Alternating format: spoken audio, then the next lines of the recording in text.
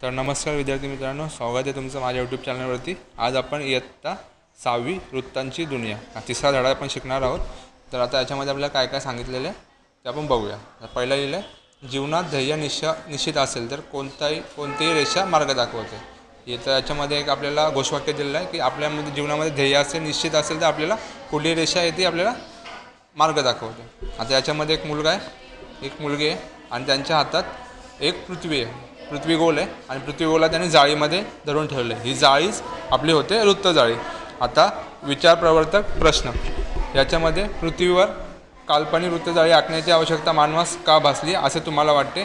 ही वृत्त जाळी पृथ्वीवर एकण्यासाठी कोणती शास्त्रीय पद्धत वापरली जाते? आता याचं उत्तर आपल्याला द्यायचं आहे प्रत्येकामध्ये। आता आपल्याला पुढील पानावर दिला जगाचा नकाशा दिलेला आहे। टोटल आपल्याला जगाचा नकाशा याच्यामध्ये ग्रीनिश शहर दाखवलं आहे, दिल्ली दाखवलेली आहे, पर्थ दाखवलं आहे, हरारे दाखवलं आहे। ही विविध शहरे दाखवलेली आहेत। याच्यामध्ये लाल आहे तो शहराचे स्थान, खंड, महासागर। टोटल 7 खंड आहेत आपल्याकडे आणि महासागर आहेत। याचं चित्र दिलेलं आहे आपल्याला। नकाशामध्ये कधी वरती दाखवले असते ते असते उत्तर दिशा। कुठली दिशा दाखवलेली असते? उत्तर। आता पृथ्वी गोल, अक्षरवृत्ते व रेखावृत्ते। पृथ्वी गोल ही त्रिमितीय पृथ्वीची प्रतिकृती आहे आणि नकाशा द्विमितीय। नकाशामध्ये आपण द्विमितीय म्हणजे आपल्याला ही साईड आणि ही साईड दिसते, पण पृथ्वी गोलामध्ये आपल्याला पूर्ण गोल 3D मध्ये दिसतं। जरा विचार करा, नकाशाचे पृथ्वी गोलाचे निरीक्षण करा, त्यांचा आकार, वृत्ते व उपयोग यानुसार गट चर्चा करा। नकाशावर पृथ्वी गोलावर दिसणाऱ्या आडव्या उभ्या रेषांप्रमाणे पृथ्वीवर प्रत्यक्ष अशा रेषा काढता येतील का? कोणतेही स्थान शोधण्यासाठी काही बिंदू रेषा आवश्यक आहेत का? पृथ्वी गोलावर ठिकाणाचे स्थान कसे शोधायचे? आता हे बघायचं आहे आपल्याला। हा पृथ्वी गोल दिलेला आहे। पृथ्वीचे आपण 4 भाग करतो। याच्यामध्ये जो मधला भाग असतो इथून एक गोल असा वृत्त होतो, म्हणजे हा पुढचा भाग दाखवला त्याला मधल्या भागाला पृथ्वीचे जिथे 2 भाग होतात त्याला आपण काय बोलतो? विषुववृत्त। काय बोलतो? विषुववृत्त। आता आपल्याला पृथ्वीची आकृती दिलेली आहे, तर मध्य हा पृथ्वीचा आता इथं सेंटर आहे। या सेंटरपासून पृथ्वीचं या साईडला किती किलोमीटर आहे? 12,756। किती आहे? 12,756। आणि पृथ्वीचं या साईडचं अंतर आहे 12,714। आता रेषा विचारात घ्यावी लागते। ही रेषा विषुववृत्ताच्या प्रतलाशी पृथ्वीच्या केंद्राजवळ कोन करते। हे कोनीय अंतर पृथ्वी गोलावरील एखाद्या स्थानाच्या निश्चितीसाठी वापरले जाते। आता इथून विषुववृत्ताच्या प्रतलाशी पृथ्वीच्या केंद्राजवळ एक कोन होतो, इथे एक कोन होतो, त्या कोनाचं अंतर आपण शोधण्यासाठी होतं। आता अ, ब, क याच्यामध्ये हा पृथ्वी गोल दिलेला आहे, याच्यामध्ये विषुववृत्त प्रतलापासून कोनीय अंतर। आता हा इथून याचं अंतर किती दिलं आहे? 50 अंश। तो आपण अंतर मोजण्यासाठी वापर करतो।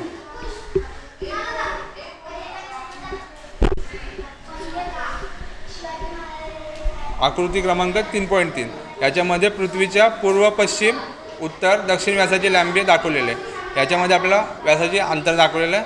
तर हा इथून अंतर आहे 12,714, हा वरती आहे, आणि इकडं अंतर आहे 12,756। पृथ्वीच्या विशाल आकारमानामुळे पृथ्वीवर प्रत्यक्षात आडव्या उभ्या रेषा काढणे शक्य नाही। यावर उपाय म्हणून पृथ्वीची प्रतिकृती मानवाने निर्माण केली। आता पृथ्वी इतकी मोठी आहे की त्याच्यावर आपण पृथ्वीवर जाऊन स्वतः आपण रेषा मारू शकत नाही प्रत्येक ठिकाणी जाऊन, म्हणून माणसाने काय केलं? एक पृथ्वी गोल बनवला आणि त्याच्यामध्ये रेषा मारल्या। त्यामुळे आपल्याला आपण कुठे आहोत, कुठे उभे आहोत पृथ्वीवर याची आपल्याला लोकेशन भेटेल, आपल्याला ती जागा भेटेल। तुटक रेषा पृथ्वीचा आकार दर्शवतात। असा आकार केंद्रोत्सारी बळामुळे आलेला आहे।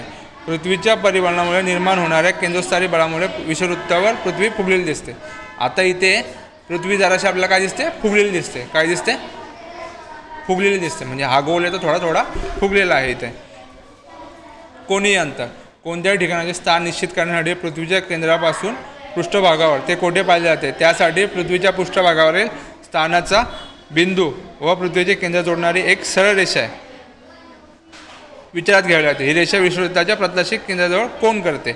इथे ही रेषा कोन केलेला असतो, म्हणजे आपल्याला इथून जर हा स्थान शोधायचा आहे, इथून आपण याचा अँगल शोधतो कुठे आहे, मग तिथून आपण ती लोकेशन शोधतो याच्यामध्ये। आता लक्षात ठेवा, उत्तर गोलार्धात किंवा दक्षिण गोलार्धात 30 अंश कोनीय अंतर असलेल्या सर्व ठिकाणांना जोडणारी रेषा 30 अंश उत्तर किंवा 30 अंश दक्षिण अक्षरवृत्त होय। याच्यामध्ये वरती असतो, वरती असते कुठली दिशा असते? वरती उत्तर. कुठली असते? आणि खाली असते दक्षिण. याच्यामध्ये पृथ्वीच्या उत्तर गोलार्धात जातात, म्हणजे इकडं वरती किंवा खालती 30 अंशाचा कोण बघतो आपण कधी पण. आता आपण पाहूया अक्षरवृत्ते. अक्षरवृत्ताला इंग्लिशमध्ये बोलतात लॅटिट्यूड्स. काय बोलतात? लॅटिट्यूड्स. आता वरती दक्षिण, दक्षिण उत्तर ध्रुव आहे, खाली दक्षिण ध्रुव आहे. आणि D E अशी पृथ्वीचं आता आपण इमॅजिनरी केलेलं आहे अख्खं. आता केंद्रापासून वर्तुळाच्या उत्तर भागात दोन्ही बाजूनी 50 अंशाचे कोन काढा. इथून आपल्याला 50 अंशाचा कोन काढायचा आहे दोन्ही भागात. त्यांना क अशी नावं द्या. त्याच्यामुळे ब आणि क काय होतं? विषुवृत्त लंब वर्तुळाकडे. इथं आता आपल्याला आतमध्ये असं या टाईपचं गोल भेटलेलं आहे. इथं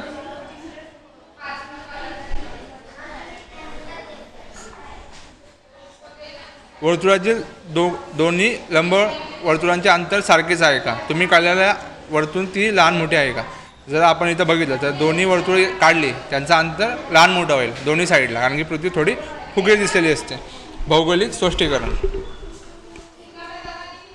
तर पासून ब आणि म ही अंतर सारखीच आहेत. पृथ्वीला जोडून 50 अंशाला जोडून काढलेले लंब वर्तुळ 30 अंशाला जोडून काढलेल्या लंब वर्तुळापेक्षा लहान असते. म्हणजे एका साईडचा मोठा होईल, एका साईडचा छोटा होईल. आकृत्यांमध्ये जरी रेषा लंब वर्तुळ दिसत असल्या तरी पृथ्वी गोलावर मात्र त्या वर्तुळाकार दिसतात. याच्यामध्ये पृथ्वी गोलावर आपल्याला त्या रेषाकार म्हणजे आपल्याला हा जसा वर्तुळ दिसतो. या मूल्यांना अक्षांश म्हणतात. म्हणजे या ज्या रेषा आहेत गोलवाल्या, पृथ्वीवर अशा गोल रेषा आहेत, याला आपण काय बोलतो? अक्षांश बोलतो. ही अक्षरवृत्ते एकमेकांना समांतर असतात, म्हणजे यातलं अंतर समान असतं. आता याच्यामध्ये ही पृथ्वी वरती आहे उत्तर, खालती आहे दक्षिण. आता मधला भाग झाला हा इथून. आता पृथ्वीच्या केंद्रापासून आपण वरती गेलो, उत्तर आला. आता इथून आपण एक 50 अंश घेतला, याला बोलतात अक्षीय कोण. या कोणाला काय बोलतात? अक्षीय कोण. इथून 0 अंश, 0, 10, 20, 30, 40, 50, 60, 70, 80, 90. आणि इथे या साईडून 0, 10, 20, 30, 40, 50, 60, 70, 80, 90. या प्रतलाला बोलतात विषुवृत्त प्रतल. काय बोलतात? विषुवृत्त प्रतल. आणि इथे पृथ्वीचे 2 मध्यभाग होतात. म्हणजे पृथ्वी आपण एखादा गोल आहे त्याला 2 समान भागात केला, त्या मधल्या भागाला वृत्ताला काय बोलतो आपण? विषुवृत्त बोलतो. काय बोलतो? विषुवृत्त.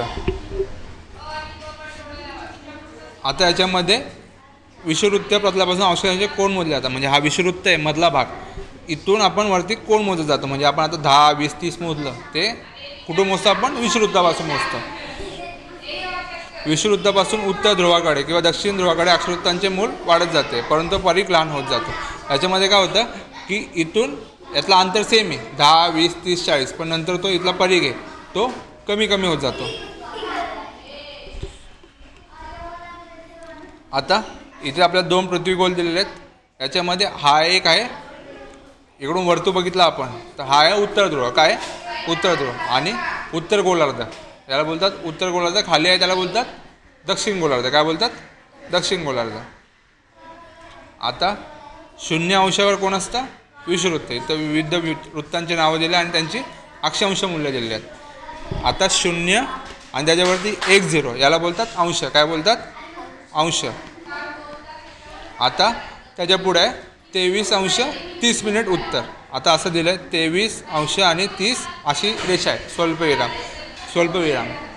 तिला काय बोलतात? 23 अंश 30 मिनटं. काय बोलतात? 23 अंश 30 मिनटं. आणि उ म्हणजे उत्तर, द म्हणजे दक्षिण. तर 23 अंश 30 मिनिट उत्तर याच्यावर कोण आहे? कर्कवृत्त. कोण आहे? कर्कवृत्त. 66 अंश 30 मिनटं उत्तर याच्यावर कोण आहे? आर्टिक वृत्त. 90 अंश उत्तर याच्यावर कोण आहे? उत्तर ध्रुव. तसेच सेम हे अंतर खाली, हे आपण इथं उत्तर होतं, इथं खाली आलं दक्षिण होईल. 23 अंश 30 मिनटं दक्षिण, इथं कोण आहे? मकर वृत्त. 66 अंश 30 मिनटं इथं कोण आहे? दक्षिण. याच्यावर कोण आहे? अंटार्क्टिक वृत्त. 90 अंश दक्षिण आहे दक्षिण ध्रुव. आता याच्यामध्ये आपण जे काढलेले आहेत ध्रुव ते आपल्याला काढायचे. इथं 0 अंशावर कोण होता? विषुवृत्त. कोण होता? विषुवृत्त. नंतर त्याच्यावरती 23 अंशावर, 23 अंश साधारणतः इथे त्याच्यावर कोण आहे? कर्कवृत्त. कोण आहे? कर्कवृत्त. सेम 23 अंश खाली वरती येतो, वरती असतो तो कोण असतो? उत्तर. खाली असतो तो दक्षिण. या 23 अंशावर, खालच्या 23 अंशावर कोण असेल? मकर वृत्त. कोणता असेल? मकर.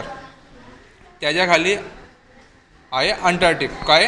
अंटार्क्टिक. आणि सगळ्यात इथं इम्पॉर्टंट आहे आणि इथं वरती आहे तो कोण आहे? उत्तर ध्रुव. खाली आहे तो कोण आहे? दक्षिण ध्रुव.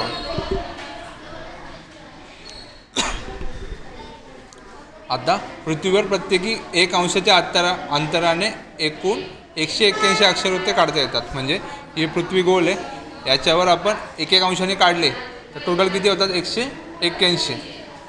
0 अंशाचे विषुववृत्त हे एक अक्षरवृत्त आहे. हा जो आहे मधला भाग, मधली लाईन, त्याला आपण काय बोलतो?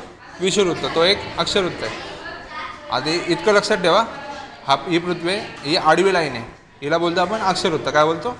अक्षरवृत्त. 1 ते 90 उत्तर गोलार्ध, म्हणजे वरची 1 ते 90 आणि खालती 1 ते 90 टोटल मिळून होतात 1 ते 90 उत्तर गोलार्धातील अक्षरवृत्ते, 1 ते 90 दक्षिण गोलार्धातील अक्षरवृत्ते.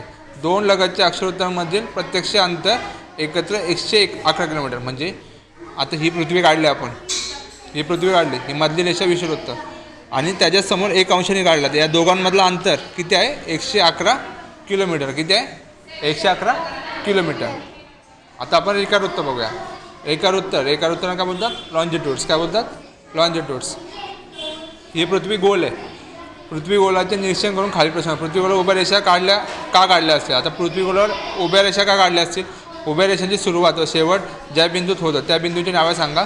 लगतच्या 2 उभ्या रेषांमधील अंतर कोठे जास्त कमी आहे ते सांगा. आता ते आपल्याला सांगायचं आहे इथं. आता पृथ्वी गोलावर उभ्या अर्धवर्तुळावर काल्पनिक रेषा का काढल्या असतील हे समजून घ्यायचं. याच्यामध्ये आकृतीत अबरेषा 0 अंश कोण दाखवते? आता ही रेषा आहे, ही वाली. आता मग आपण आडव्या लाईन बघत होतो, या वाल्या. आता आपण उभ्या लाईन बघतोय. ही मधली रेषा आहे, हिला आपण उत्तर ध्रुव दक्षिण ध्रुवला एक जोडल्या जाते पृथ्वीवर. तिला आपण काय बोलतो? रेखावृत्त. काय बोलतो? रेखावृत्त. आडव्या रेषांना बोलतो अक्षरवृत्त, उभ्या रेषांना बोलतो रेखावृत्त. काय बोलतो?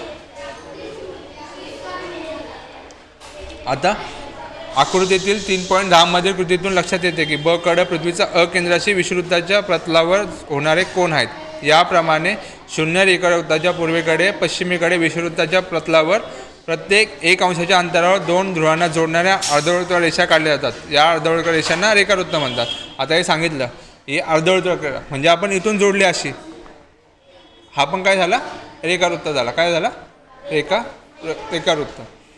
जसे आपण इकडे काय बोलतो अक्षरवृत्ताचे 1 ते 90 असे भाग पाडले, या साईडला अर्धे, या साईडला अर्धे, जसे रेखावृत्ताचे पण टोटल अर्धे भाग होतात.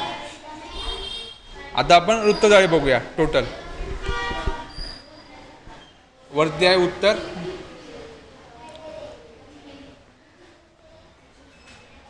इथं आहे उत्तर वरती, खाली आहे दक्षिण, पूर्व, पश्चिम आणि अंशामध्ये आहे. मी पृथ्वी गोल बोलत आहे. माझ्या पूर्व गोलाला एकूण किती रेखावृत्ते आहेत? पूर्व गोलाला टोटल किती असतात? 1 ते 90. पश्चिम गोलाला किती रेखावृत्ते असतात? 1 ते 90.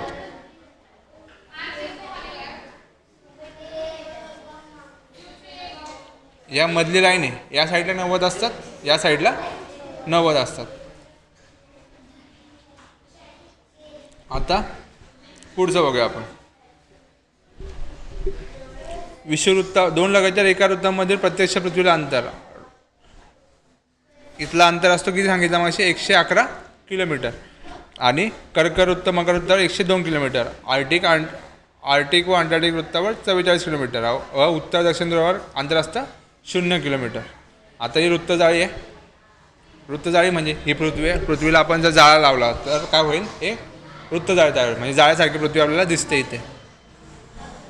या जाळीमध्ये आपण काय बघितलं? अक्षरवृत्ते आणि रेखावृत्ते, ही दोन्ही मिळून काय तयार होते? वृत्तजाळी. काय तयार होतं? वृत्तजाळी. आता ही पृथ्वीवर आपण देश दाखवले. याच्यामध्ये कुठला कुठला खंड आहे?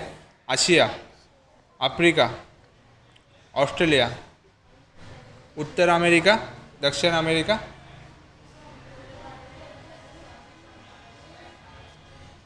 वरती झाला उत्तर ध्रुव, खाली झाला दक्षिण ध्रुव.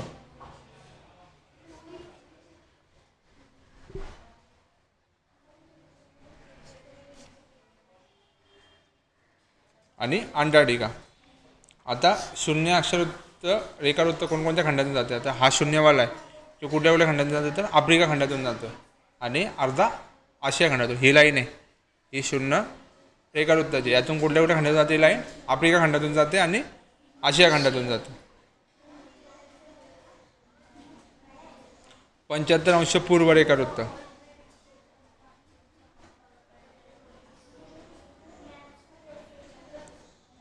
75° पूर्ण रेखावृत्त कोणत्या खंडातून जाईल? आशिया. कुठल्या? आशिया. 90° पश्चिम रेखावृत्त. आता हा 90°वाला आहे, तो कुठून जाईल?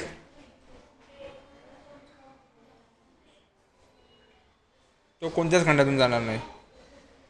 आता जागतिक प्रमाणवेळ म्हणजे आपल्याला टाईम बघतो आपण, घड्याळामध्ये टाईम बघतो, जो भारताचा वेगळा आहे, प्रत्येक देशाचा वेगवेगळा टाईम असतो. तो कसा केला, कुठून मोजला जातो आपण? तो 0° रेखावृत्त मूळ ओळख जाते, म्हणजे तिथून आपण टाईम मोजायला सुरुवात करतो. जागतिक प्रमाणवेळ निश्चित करणे. आता याच्यानुसार जागतिक प्रमाण करतो. वेगवेगळ्या देशांच्या प्रमाणाची सांगड घालणे हा मुख्य उद्देश आहे. रेखावृत्त लंडन शहरातील ग्रीनिच शहरात जातं. हा जो रेखावृत्त आहे 0°, तो लंडन शहरातील कुठल्या शहरातून जातो? ग्रीनिच. कुठून जातो? ग्रीनिच शहरातून जाते. आता म्हणून त्याला बोलतात GMT, ग्रीनविच मीन टाईम. इथून आपलं टाईम मोजायला सुरुवात होते, पुढे पुढे मागे मागे. आता जागतिक प्रमाणवेळ UTC, coordinated universal time. UTC म्हणजे कोऑर्डिनेटेड युनिव्हर्सल टाईम.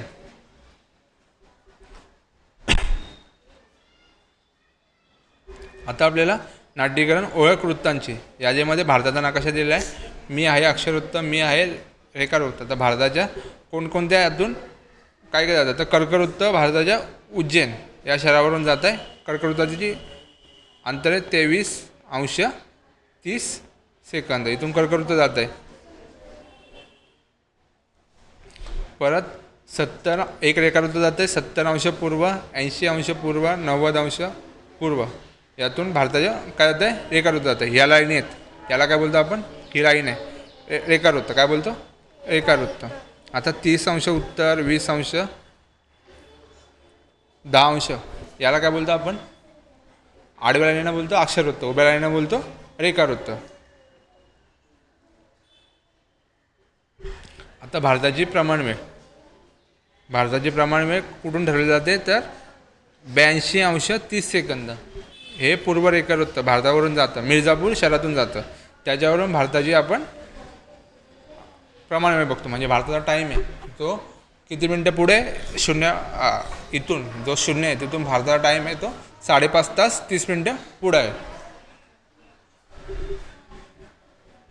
आता ग्रीनिचचे 0° रेखावृत्त हे विश्वातील पहिले मूळ रेखावृत्त मानण्यापूर्वी भारताला स्वतःचे असे एक प्रमाण रेखावृत्त होते. याला मध्यरेषा असे संबोधले जाते. अनेक शतके खगोलशास्त्राचे एक नामांकित केंद्र असलेल्या उज्जैन शहरातून जात आहेत. ते कुठून जात होतं? उज्जैन शहरातून जात असं. कुठून जात होतं? उज्जैन शहरातून. भारतीय खगोलशास्त्रज्ञांना अक्षांशाच्या आणि रेखांशाच्या संकल्पनांची माहिती होती, तसेच शून्याची किंवा प्रमाण रेखावृत्ताची आवश्यकता त्यांनी जाणली होती. उज्जैनी प्रमाण रेखावृत्त या सर्व खगोल ग्रंथातील गणिताचा संदर्भ मानला. म्हणजे जेव्हा जगामध्ये या वृत्तांचा शोध पण लागला नव्हता, तेव्हा आपण कशावर उज्जैनमधून जे रेखावृत्त जातो त्यावरून आपला टाईम बघत होतो. आता आपण या धड्यात काय काय शिकलो आहे? तर कोनीय अंतर, अक्षरवृत्ते, रेखावृत्ते या संकल्पना आपण शिकला. पृथ्वीवर एखाद्या ठिकाणाचे स्थान कसे निश्चित केले जाते हे यातून समजलं. आणि जगातील प्रमाणवेळेची संकल्पना हे यातून आपण शिकलेलं आहे. हा भारताचा नकाशा आहे. अशा प्रकारे वृत्तजाळे हा तिसरा धडा आपण शिकलो आहोत या व्हिडिओमध्ये. तुम्हाला व्हिडिओ आवडल्यास नक्की चॅनल लाईक, शेअर, सबस्क्राईब करा.